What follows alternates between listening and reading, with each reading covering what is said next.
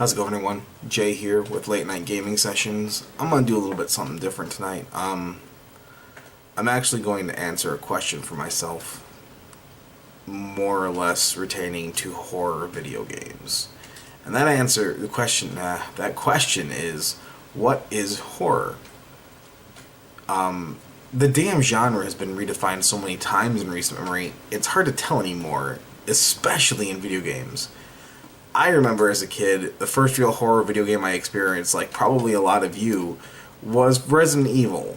I never played it until later years, but sitting down and watching my older brother play them, for an 8-year-old, that was just pure nightmare fuel back then. Staying on track with the Resident Evil series, it's going to be one I reference here a lot. Look at it now. It's not what it once was. And most fans, they're not happy with it. We had a drop off in 5 and 6. Kind of took a step in the right direction with Revelations, but not a whole lot.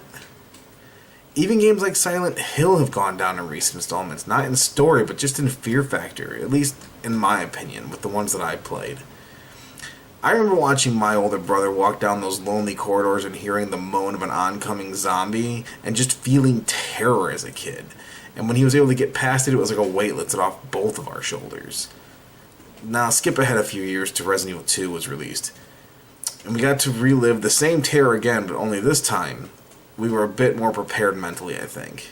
More monsters, of course, more mutations, better puzzles, a deeper feeling of dread of needing to get out of that city, or you were dead, whether you were Leon or Claire. And we're going to skip ahead to Resident Evil 3, where we get to revisit one of our favorite characters, Jill Valentine. We were all for that. And then, of course, the introduction to Nemesis, which is kind of the whole point to this video. So you're running along, you run into Nemesis for the first time, you start firing, only to have nothing happen. You couldn't kill him. There was actually nothing you could do except run, and if you were lucky, you'd survive only to repeat the encounter throughout the game. And as usual trends, it would happen exactly when you couldn't afford it to have it happen. Low on health, low on ammo, whatever the case. Just pure helplessness, pure defenselessness. You don't have the ability to defend yourself, and that's what made it really scary. That's what made it horror. There's nothing worse than feeling like you can't defend yourself. Now, today, in today's world, look at all the games we've gotten in the horror department recently, and think about which one's gotten the most praise. Amnesia, Outlast, any of the Slender games. All indie titles that threw away your typical notion of what horror is and tried something completely new. Or did they? Most of them all have a general theme in common. The feeling of helplessness, not being able to do anything besides run and hide, and hell, Slender didn't even give you a chance to hide. Just like Nemesis in Resident Evil 3. In my opinion, they took the best part about one of the most popular Resident Evil games and worked off of that. And you know what? It worked. It really did. Look at where those games are now. Now, there was recently a new trailer for the game The Evil Within by Bethesda Studios, and that really got me thinking about this topic. The gameplay looks amazing, the story looks absolutely enthralling, lots of mind-bending psychology shit, just the stuff that I love playing. I love anything that is going to make you think about what's going on a different level than just, oh, I'm playing a video game. And then it just kind of hit me while I'm watching this. Why am I so excited to play this game when there are better horror games out there that I honestly don't even have the fortitude or courage to finish half the time? So me and a couple friends got talking about it, and that's when I started to realize what I've been talking about this whole time is because those games, Outlast, Amnesia, they're true horror games. They've taken away the subgenre like survival horror or action horror and have just given us horror. And to me, yes, there's a difference, especially for survival horror, because when you think about it, surviving is all you're doing in Amnesia or Outlast. But think about the simple fact that Resident Evil was first given the genre of survival horror. Sure, back in the day it could be seen as somewhat of survival horror, but I mean, you had limited ammos, not a whole lot of options if you weren't smart about your use of health, items, everything, you know. But in the end, it was still something that left us scared. But I feel it could have done far worse in the grand scheme of things if they really mucked it up. On the other hand, you take a look at a game like Silent Hill, where the first installment was one of the more terrifying things you could ever experience at the time. Where in Resident Evil you were in a mansion, it was pretty well lit. Sure, you weren't always sure what was lurking around. But in Silent Hill, you were given a town. And not just any town. A town covered in the mist of unknown. Each new area you entered was like opening a door to a new torture chamber of pure and utter terror half the time. That is how I experienced it as a kid anyway. This all, of course, is nostalgic and good in its own right, but what does it have to do with today's games? Well, a lot, actually. Look at the calibers of these series now. Let's start with Resident Evil 5, regarded as one of the worst games in the series, hands down. Maybe with the exception of Gaiden for the Game Boy Color, if you even know of that game. Oh, and I guess Operation Raccoon City too, but I don't want to talk about that one. I don't.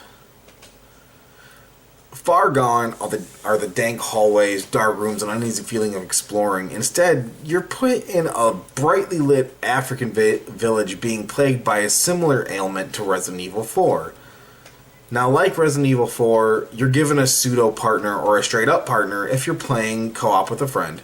But unlike Resident Evil 4, this does not add anything to it. Sure, the danger of if one of you guys goes down, you're both going down is still there, but they can defend themselves this time around. Rather than, escorting Ashley through a castle of bug-headed monks and dangers out the ass, you're given a hardened agent like yourself and are left to just lay waste, more or less, to the surrounding areas to get to the bottom of everything. I will say this, as far as the story goes, I did enjoy it in the sense of, although I believe the games have gone downhill, I still do love the series and I'm always willing to see what happens next, But is the story enough to drive a game? Yeah, I think so, if it's done correctly. Is it done correctly in Resident Evil 5's case? More or less. At least until you get to the point where Chris feels the need to bitch punch a boulder. That never sat well with me. But I don't even think it could really be called an action horror in the sense that I never felt scared playing it. Not even a bit. I mean, were there a couple jump moments? Sure. But I think in today's day and age, it takes a little bit more than a jump to actually be considered a horror. Especially when you look at the other outlets you have for horror. At least in Resident Evil 6, they gave me a few moments of uneasy, like when you were down in the caves as Leon. But mostly the draw of Resident Evil 5 was the fact that it was next gen.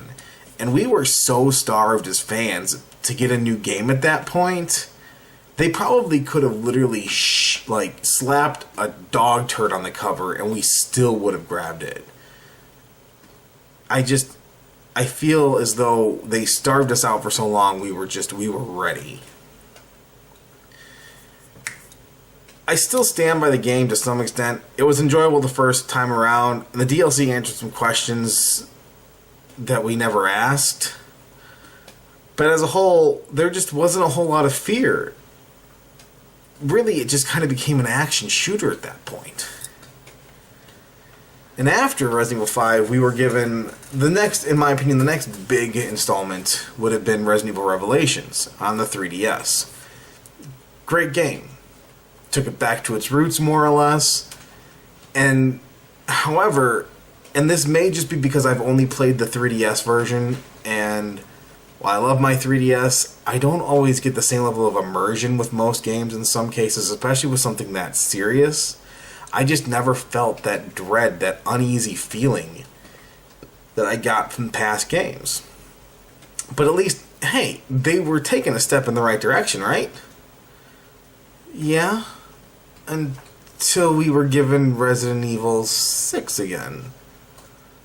And now the first issue with Resident Evil 6, all filleting draft jokes aside, for me, anyway, is the fact that once again, we've been given a partner. Be it AI or co-op, you again are abandoning the lone survival feeling for the thrill of playing with a friend. And don't get me wrong, multiplayer is an integral part of gaming today, but it just doesn't belong in everything. There were some points of tension as a whole. The game deserved at least 2.5 out of 5, but it still wasn't the sequel I personally wanted, and most people I've talked to are kind of in agreement. So, what am I getting at here? Well, a few days ago at PAX East, Bethesda released a new trailer for The Evil Within, and there are a few things I'd like to point out from my own perspective. I think The Evil Within will more than likely be one of the best action/survival/horror titles we will see, simply because it seems to adopt the teachings of classic Resident Evil titles, Silent Hill mindfuck psychology, and the desperation that games like Outlast and Amnesia give you. Of course, there are some very cool nods in the trailer to other series I found. Like, during the first few moments, you see the main character, Sebastian. He rounds a corner, you can see someone kind of bent over, like looking down. And it goes into a similar cinematic for the very first Resident Evil game, where you come across your very first zombie. Trailer definitely gives you sort of a psychotic breakdown point of view, where you're not sure if what you're seeing is part of the game, or just in Sebastian's psyche, i.e., where he's in a hallway and it's flooded with blood. Of course, considering some of the gameplay footage released in the past, I wouldn't be surprised if that much blood actually did flood a corridor. As a whole, though, I think the trailer did a good job of setting up the ambiance, the anticipation. But it's one of those things that have sparked debate. Some believe that Sebastian is too distant and cold in the trailer, just not saying much, no expression, and it takes away from the game. But I don't know if they're speaking strictly for the trailer or if they've actually played some of the demos, because that would make all the difference in the world. Now, seeing as how there's been some extended gameplay for almost half a year now, it's definitely hard to say. I'm personally holding out hope that the game will impress on most levels. But speaking of gameplay, leading back to the nods of other games, here there's a section where you can see Sebastian hiding in a locker. Very similar to the first real run-in with the monster dude from Outlast. It really does seem like they're making it a good mixture of helplessness mixed with some shooting survival aspects as well. But at the end of the day, this is really going to be something that you'll want to experience for yourself. Lately, I've gotten to watching and reading reviews and completely disagreeing with what they're saying. But then again, I'm probably just the odd one out. I have very weird taste when it comes to my video games. Regardless, I'm hoping this will be the game that combines the best elements of modern horror experience with classic or modern action gaming at its finest. And really, if they can just find a good mixture of that helplessness and the defending yourself, and just that right mixture where it's not too much of one and not too much of another, they would have one hell of a game on their hands. I'm Jay. This is Late Night Gaming Session Talks. Leave a like and comment if you enjoyed. I'm hoping to have a few new videos similar to this. If you have any suggestions or would like to suggest a topic, I'm more than happy to listen in. So just leave it, and we'll see you next time.